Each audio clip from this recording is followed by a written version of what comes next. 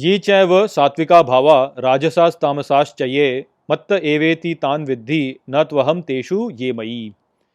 नमस्कार मित्रों। ये जो श्लोक है भगवद गीता के 7वें अध्याय का 12वां श्लोक है, जिसे हम आज गहराई से समझेंगे। तो आइए सबसे पहले इसके अर्थ को समझते हैं। तो जो श्लोक है वो कहता है, ये चैव सात्विका भावा, अर्थात और जो निश्चित ही सात्विक भाव, राजसास तामसास चये, अर्थात और जो रजस तमस ये हैं, मत्त एवेति तान विद्धि, अर्थात मुझसे ही होते हैं ये जानो, न त्वहम तेषु ये मयि, अर्थात किंतु मैं उनमें नहीं, वे मुझ में हैं।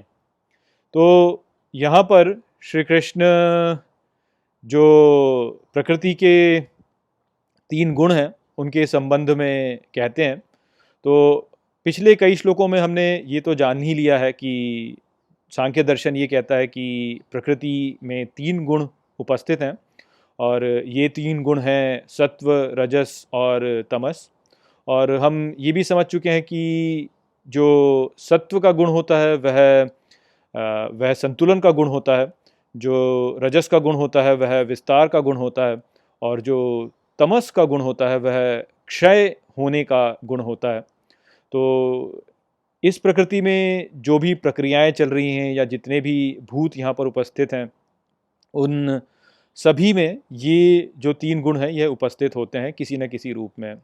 तो आप जैसे उदाहरण के रूप में देख सकते हैं कि हमारा जो शरीर है ये जब बाल अवस्था में होता है तो यह रजस में होता है, क्योंकि ये वृद्धि कर रहा होता है, ये बढ़ रहा होता है। जब ये वयस्क स्थिति में पहुंचता है तो तब ये सत्व में चला जाता है, क्योंकि तब ये संतुलन में होता है। और जब हमारा शरीर जो है वो वृद्धावस्था में जाता है तो वह तमस में चला जाता है, क्योंकि तब उसमें विघटन आरंभ हो जाता है, तो वह क्षय होने लगता है।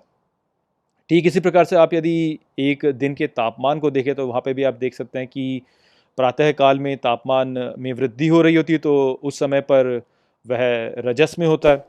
जो दोपहर का समय होता है उस समय तापमान जो होता है वो संतुलित होता है। तो ये जो काल होता है इस समय पर तापमान सत्व में होता है। और जब संध्या का समय होता है तब जो तापमान होता है वह गिरने लगता है, तो उस समय पे वह तमस में चले जाता है। यही बात हम प्रकाश के बारे में भी कह सकते हैं कि प्रातः काल में प्रकाश जो है उसमें वृद्धि होती है तो वह रजस में है, दोपहर के समय उसमें एक संतुलन है तो वह सत्व में है, और संध्या काल में वह तमस में होता है। तो ये जो गुण हैं यह इस प्रकृति में सभी स्थानों पर उपस्थित है, और सभी प्रक्रियाएं जो हैं वह इन्हीं गुणों के द्वारा संचालित हो रही होती हैं। तो अब यहाँ पे श्री कृष्ण कहते हैं कि ये जो गुण हैं ये मुझसे आते हैं। तो इसको हम कैसे समझ सकते हैं? देखिए, श्री कृष्ण ने पहले ही कहा कि ये जो संपूर्ण संसार है, इस संसार को उत्पन्न करने वाली जो शक्ति है वह मेरी ही शक्ति है। तो ये जो शक्तियाँ हैं यह इस संपूर्ण सृष्टि को चलायमान रखती हैं, अर्थात ये जो शक्तियाँ हैं यही वह नियम है प्रकृति के जिनके द्वारा प्रकृति अपना कार्य करती है। तो ये जो नियम है यही इन गुणों को संचालित करते हैं। तो इस प्रकार से ये जो गुण हैं ये इन नियमों के द्वारा ही उत्पन्न होते हैं। तो उस प्रकार से देखा जाए तो हाँ, ये श्री कृष्ण के द्वारा ही उत्पन्न होते हैं। तो श्री कृष्ण के द्वारा ही प्रकृति के जो सभी गुण हैं वह उत्पन्न होते हैं।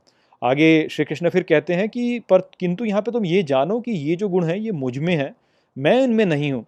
तो इसका अर्थ यहाँ पे क्या है? इसका अर्थ यहाँ पे ये है कि श्री कृष्ण जो है वह इस प्रकृति के पीछे की जो शक्ति है वह तो है, किंतु केवल उतना नहीं है। ये जो प्रकृति के पीछे की शक्ति है ये केवल श्री कृष्ण का एक उपसमुच्चय है। श्री कृष्ण इसके परे हैं, इससे अधिक हैं। तो यहाँ पर श्री कृष्ण यहाँ पे जो बता रहे हैं वो ये है कि श्री कृष्ण को आप केवल इस भौतिक संसार तक सीमित नहीं कर सकते, क्योंकि आपने देखा होगा कि बहुत से ऐसे लोग हैं जो कि इस प्रकार से सोचते हैं कि ये जो संपूर्ण ब्रह्मांड है वास्तव में ईश्वर जो है वह इस ब्रह्मांड द्वारा ही स्वयं को प्रकट कर रहा है, अर्थात वह इस ब्रह्मांड तक ईश्वर को सीमित कर देते हैं। तो जैसे बहुत से लोग ऐसे हैं जो कि सोचते हैं कि ये जो संपूर्ण ब्रह्मांड है इसमें जो भी कुछ है वह ऊर्जा के द्वारा ही उत्पन्न हुआ है, तो इस प्रकार से वो बोलते हैं कि ईश्वर जो है वह ये ऊर्जा है।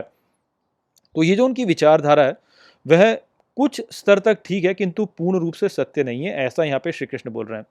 तो वो ये बोल रहे हैं कि ये जो ऊर्जा है जो कि इस संपूर्ण ब्रह्मांड को बना के रखती है, जिसने कि इस संपूर्ण ब्रह्मांड में हर वस्तु को बनाया है और जो कि हर इस ब्रह्मांड में हर वस्तु में व्याप्त है, तो ये श्री कृष्ण तो है, किंतु ये श्री कृष्ण का केवल एक भाग है, ये केवल उसका एक उप समुच्चय है। श्री कृष्ण जो है वह इस ऊर्जा के परे भी हैं।